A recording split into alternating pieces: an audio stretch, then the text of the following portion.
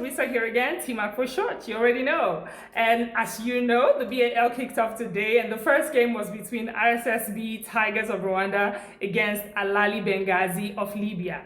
And this game, of course, didn't turn out the way that a lot of us expected, because nobody really knows RSSB. Even though, yes, they won the Rwanda Cup in 2025 and also the Super Cup in 2026, but we've not seen them in the BAL. We have seen Alali Benghazi, and we know what they can do. We know the caliber of players that the coaches, the team brings, right?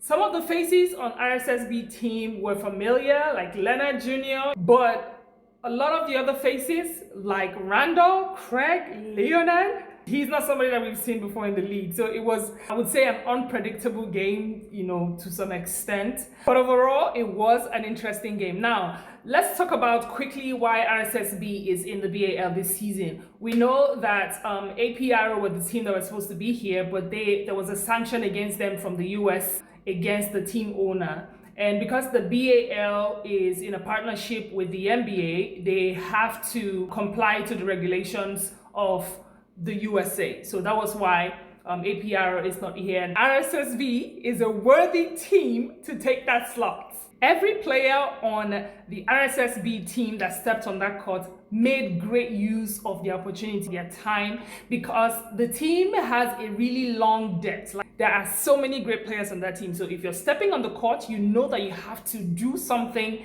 that will keep you longer than the next man. So the players were making the most of the minutes that they had in the game. They were lethal from the 3 points. They kept shooting from the 3 points. Each time Alali Benghazi tried to close the points, at some point they closed it to just 2 points. Randall Craig will push the score with his threes. Like, he is so unafraid. He made great decisions in that game. All through the game, he did not make any wrong decision. Honestly, if you watch that game, you would testify to what I am saying. He was shooting at the right time. Leonard Jr. was doing the same. They both were making great impact, their decisions were effective for their team and for this win that they had. Alali Benghazi, on the other hand, of course, we know them. They have 2 MVPs on that team. I'm talking Achual, I'm talking Boasi, and they also have Deng on that team, and of course Sadi. But all those players were not enough to stop RSSB. Let's look at the stats. 44% on the field goal for RSSB and 41% for Alali Benghazi.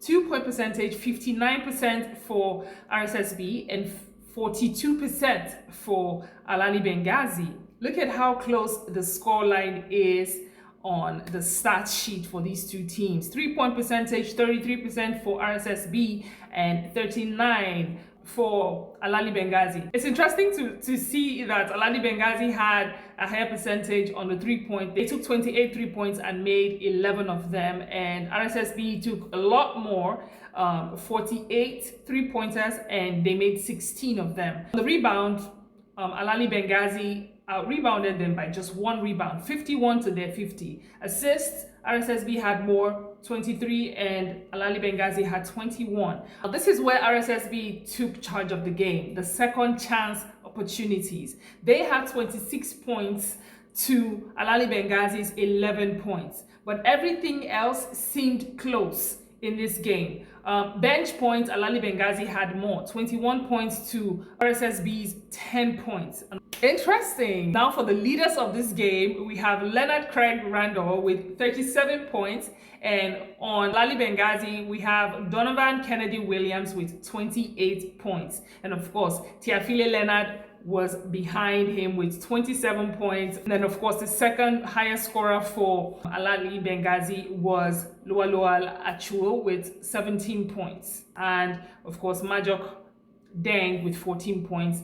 Ntore Habimana had 11 points. Now on the rebounds, there's a record-breaking rebound in the BAL, and that was by Mangok Mathiang Ayub. He had 25 rebounds total, breaking the previous 23 rebound record in the BAL. Impressive. Anyhow, that was how the first game went. 103 points for RSSB Tigers of Rwanda and 95 points for Alali Benghazi of Libya. Until my next video, T-Mac out.